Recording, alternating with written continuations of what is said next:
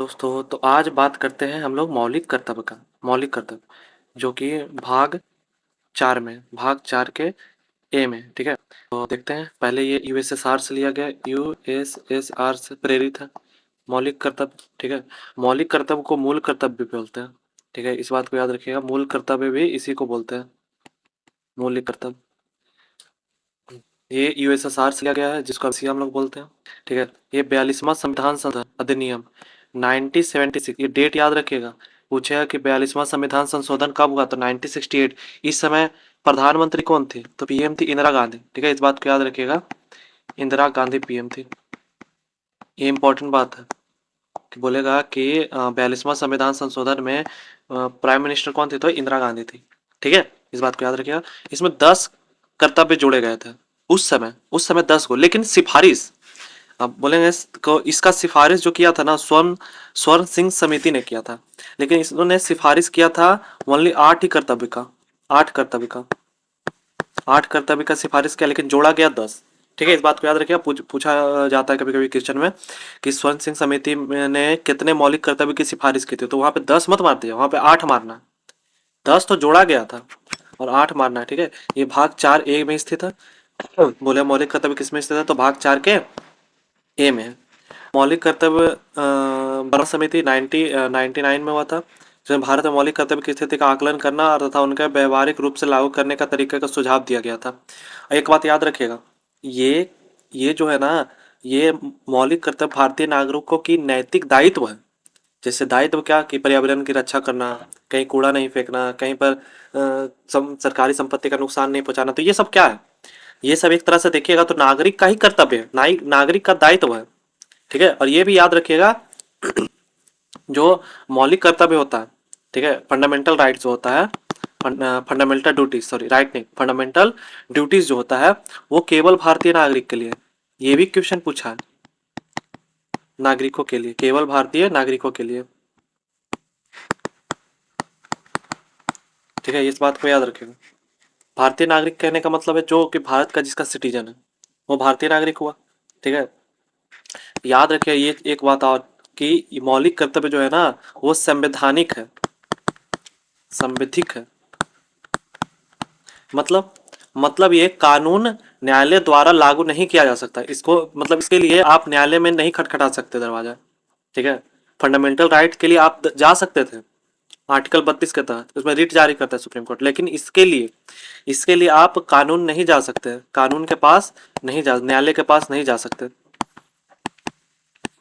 द्वारा लागू नहीं है, द्वारा लागू नहीं है। ठीक है, इस बात को याद रखिएगा। ऐसा नहीं कि मान लीजिए मौलिक कर्तव्य आपके लिए, तो आपको इसका दायित्व आप पे निर्भर है कि आप कैसे अपने देश को रखते हैं। हाल ही का केस देखा गया कि एक जगह लोग दीवार पे मतलब कि टॉयलेट कर देते थे, तो मतलब वो दीवार आधा जहाँ धंसा हुआ था, तब भी उसमें करे जा रहे थे, तो उस दीवार के आगे शीशा लगा दिया, जिससे क्या हुआ कि अब नहीं करेंगे सब। ठीक है, और याद रखिएगा 11वां मौलिक कर्तव्य जो है 86 कॉन्स्टिट्यूशन अमेंडमेंट 2002 में जोड़ा गया था, तो इस बात को याद रखिएगा। मौलिक कर्तव्य जो होता है ना, अगर बात करें मौलिक कर्तव्य जो होता है, वो नैतिक, सामाजिक, आर्थिक महत्व का है, महत्व का है। यानी मान लो किसी फ्रीडम फाइटर का है, तो उसको सम्मान देना ये हमारा कर्तव्य है। ठीक है, ये प्रकृति में अनिवार्य है ये।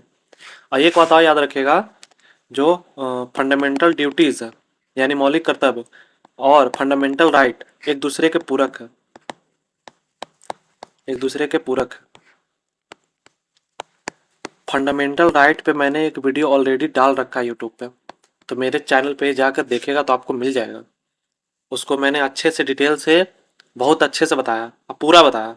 ठीक है, बोले 46वां संविधान संशोधन में है क्या, तो इसमें 11वां कर्तव्य जोड़ा गया था, 6 से 14 वर्ष की आयु के बच्चे को या आश्रित को शिक्षा के अवसर का प्रदान करना है। ठीक है, इस बात को याद रखिएगा, मतलब 6 से 14 वर्ष के बच्चों को शिक्षा देना है, ये कर्तव्य है। अब नहीं किसी को मिलेगा तो आप ये नहीं कि कोर्ट में जाके बोल लेंगे नहीं नहीं नहीं मिल रहा, नहीं ऐसे कर सकते, क्या कि कोर्ट द्वारा ये लागू नहीं हो सकता है। ये कर्तव्य है, मतलब हमारा कर्तव्य है कि हमको देना है शिक्षा बच्चों को, ठीक है, ये कर्तव्य है हमारा। तो ऐसा नहीं कि हाँ जाइए अब कोर्ट में चल जाएगा, नहीं ऐसा नहीं कर सकते। अब देखते हैं कि क्या क्या कर्तव्य है हमारा, उसके बारे में समझते हैं। जो हम लोग कर्तव्य का है, पहला, हालांकि हम इसको याद करने का तरीका ही बताएंगे, ठीक है। पहला यानी ए कॉमन, ए तो देखिए सब में सेम रहेगा। ए में है एंथम, ए से क्या बोल सकते हैं, एंथम, ए से हम लोग बोल सकते हैं एंथम, एंथम बोल सकते हैं। तो राष्ट्र संविधान का पालन करो और उसके आदर्शों, संस्थानों, राष्ट्रीय ध्वज और राष्ट्र ज्ञान का आदर करो। राष्ट्रगान यानी एंथम ही वो, राष्ट्र ध्वज, राष्ट्रगान, ये सब का क्या करना है, आदर करना है। इस बात को याद रखिएगा, ठीक है। अगर बोलेगा कि बताओ राष्ट्र ध्वज का लंबाई चौड़ाई का रेशियो क्या होता है, एग्जाम में कभी कभी पूछ देता है, तो याद रखिए 3:2 होता है, लंबाई 3 और चौड़ाई 2, इस बात को भी याद रखिएगा, ठीक है। तो पहला याद हो गया। ए से एंथम याद कर सकते हैं, ए बी सी डी सब ऐसे ए से एंथम याद कर सकते हैं, यानी इससे हमें राष्ट्र ध्वज, राष्ट्रगान, ये सबका आदर करना है, ठीक है, याद रखिए। बी, बी मतलब हम लोग बापू बोल सकते हैं, बापू, बापू, बापू, बी मतलब बापू, बापू। देखिए बापू में यानी बी, इक्यावन ए के बी में क्या बोलता है, स्वतंत्रता के लिए राष्ट्रीय आंदोलन को प्रेरित करने वाले उच्च आदर्शों के हृदय में संजोए रखें और उनका पालन करें। यानी उनको हृदय में संजोज कर रखना है गांधी जी को, ठीक है। ऐसा ना कि किसी का अपमान कर सकते हैं, ऐसा नहीं कर सकते। गांधी जी को हृदय में संजोज कर रखना है। गांधी जी का कोई भी स्वतंत्रता सेनानी होगा उसको संयोज करके रखना है, ठीक है। इस बात को ध्यान में रखिएगा। बी मतलब बापू से, ऐसे याद कर सकते हैं हम लोग। ए मतलब एंथम, बी मतलब बापू, ठीक है, ऐसे याद कर सकते हैं। अब बात करते हैं अनुच्छेद 51 ए के सी का। सी ध्यान से देखिएगा, तो हम लोग सी को क्या लिख सकते हैं, सी को जैसे 51 ए हो गया, 51 बी और 51 सी, सी को 3 लिख सकते हैं, 3। यानी तीन, तीन कौन कौन, संप्रभुता, एकता, अखंडता की रक्षा करे तथा उनके अनुच्छन रखे, मतलब उनको अपने देश की 3 चीज को, क्या, संप्रभुता, एकता को बनाए रखना है, ठीक है, संप्रभुता, एकता को बनाए रखना है और अखंडता को बनाए रखना है, उसकी रक्षा करना है।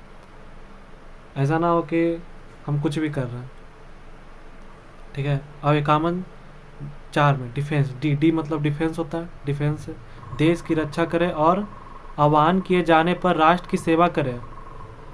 मतलब अगर देश बुलाता है आपको तो आपको जाना चाहिए। जैसे एक फिल्म था ना धुरंधर 2 में, इतना साल बाहर रहा था फिर वापस घर आया तो घर वाले भी पहचान नहीं पाए, ऐसा समझ लीजिए, ये उनके द्वारी से ही लौट गया वो। तो अब देश जब बुलाए तो देश की रक्षा के लिए आपको आना चाहिए। अब 51 ए का ई का बात करें, मतलब 5, 5, 5 मतलब पांडव, देखिए 5 मतलब 5 पांडव भाई थे, ठीक है। ई मतलब हम बोल सकते इक्वालिटी, इक्वालिटी बनाए रखना है। 5 मतलब पांडव भाई थे, 5 भाई।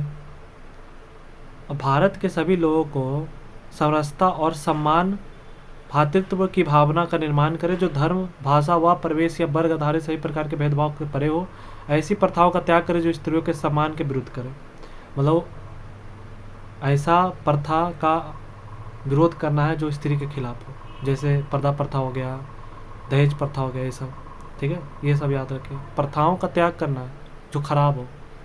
जैसे पहले राजस्थान में अभी भी घूंघट इसलिए लेते हैं क्योंकि सबसे ज़्यादा मुस्लिम आक्रमण उधर ही हुआ, तो अपने बहू बेटियों को बचाने के लिए पर्दा प्रथा था, लेकिन अब भी हो रहा है, ज़रूरत नहीं है। तो इससे 5 इक्वलिटी पार्टनर से याद। एफ, एफ मतलब होता है फैंसी यानी संस्कृति, संस्कृति का बात करते हैं। फैंसी यानी संस्कृति का बात करें, संस्कृत पढ़े, ठीक है। तो हमारी सामासिक संस्कृति की गौरवशील परंपरा का महत्व, ठीक है, गौरवशील परंपरा का महत्व समझे और उनका परीक्षण करें। मतलब हम जहाँ, हमारा जो संस्कृति है, देखो भारत जो है, भारत बहुत ही विशाल देश है, यहाँ अनेकों संस्कृतियाँ, ठीक है, यहाँ अनेकों संस्कृतियाँ हैं, अनेकों धर्म है, जाति है। मैं जिधर रहता हूँ उधर भी और ज़्यादा है। तो सबको एकदम, सबका सम्मान करना है, उसको महत्व को समझना है। ऐसा ना हो कि हाँ मेरा वाला ही महान है, ऐसा नहीं देखना। ठीक है, इस बात को याद रखिएगा। हम सबको एक दूसरे के धर्म को समझना चाहिए, ठीक है, इस बात को याद रखिएगा। 6, अब बात करते जी का, एकामन एक का जी का। जी मतलब क्या लिख सकते हैं? जी मतलब ग्रीनरी, ग्रीनरी, जी मतलब ग्रीनरी, यानी ग्रीनरी मतलब हरियाली, प्राकृतिक पर्यावरण जिसके अंतर्गत वन, झील, नदी और वन्य जीव आते हैं की रक्षा करें और उनका मतलब उन पे दया रखें। ऐसा नहीं कि काट रहे हैं, नहीं, झील उल को बचा के रखना चाहिए, ऐसे भी झील बहुत कम रहा, ठीक है, उनकी रक्षा करना चाहिए, वन्य जीव का मारना भी नहीं चाहिए। देखते हैं अभी कि वाटरफॉल के आसपास सब जाते हैं और कचरा फैला के चलाते हैं, इससे हमारा ही लॉस है, ठीक है, इससे हमारा ही नुकसान है। तो अब ये कॉमन ए का एच का बात करते हैं। एच आता है 8वां नंबर पे, ठीक है, 8वां नंबर पे एच मतलब आता है 8 क्लास में हम लोग क्या पढ़ना, साइंस अच्छे से पढ़ना स्टार्ट किए थे 8 क्लास में, इससे पहले साइंस तो ऐसे तैसे था। अब ये ह्यूमैनिटी का बात करता है, एच मतलब ह्यूमैनिटी बोल सकते हैं। वैज्ञानिक दृष्टिकोण से समानवाद और ज्ञान अर्जन तथा सुधार की भावना का विकास करें। हम लोग वैज्ञानिक दृष्टिकोण को हम लोग को समझना चाहिए। पहले क्या थे ना कि पहले धर्म से चलता था, कि पहले बोलता था कि सन पृथ्वी के आसपास घूमता है, फिर बाद में पता चला नहीं, पृथ्वी स्थिर है, सन उसके इधर घूमता है। अब फिर बाद में पता चला कि नहीं, दोनों स्थिर नहीं है, सन भी मूव कर रहा है, पृथ्वी भी उसके इधर घूम रहा है। तो ये सब वैज्ञानिक दृष्टिकोण है जो हमें समझना चाहिए, ठीक है, इस बात को याद रखें। और हमें अच्छे से सब कुछ वैज्ञानिक दृष्टिकोण अच्छा है कि उससे सब कुछ एकदम सिद्ध रहता है कि हाँ सही ही होगा, ठीक है, इस बात को भी ध्यान में रखिएगा। तो यहाँ तो अब एकामन ए का नाई आई यानी 9 नंबर, 9 मतलब नो क्या नो हिंसा नो, ठीक है, हिंसा नो, हिंसा नहीं करना है, सार्वजनिक संपत्ति की सुरक्षा करें और हिंसा से दूर रहें। हमें हिंसा से दूर रहना है, ऐसा ना हो कि हमारा संपत्ति हमारा टैक्स का ही पैसा है, एक हिसाब से देखिए हमारा टैक्स का ही पैसा है, तो हम सरकारी संपत्ति का नुकसान नहीं पहुंचा सकते। किसी भी संपत्ति का, किसी की भी संपत्ति का नुकसान हमारा पहुंचाने का हक नहीं है। ट्रेन में देखते हैं कि सब शीशा फोड़ रहा है, सीट फाड़ रहा है, ये सब करते रहते हैं, ये सब हम नहीं कर सकते, ये हमारा ही पैसा, हमें समझना चाहिए, ठीक है, इस बात को ध्यान रखिएगा।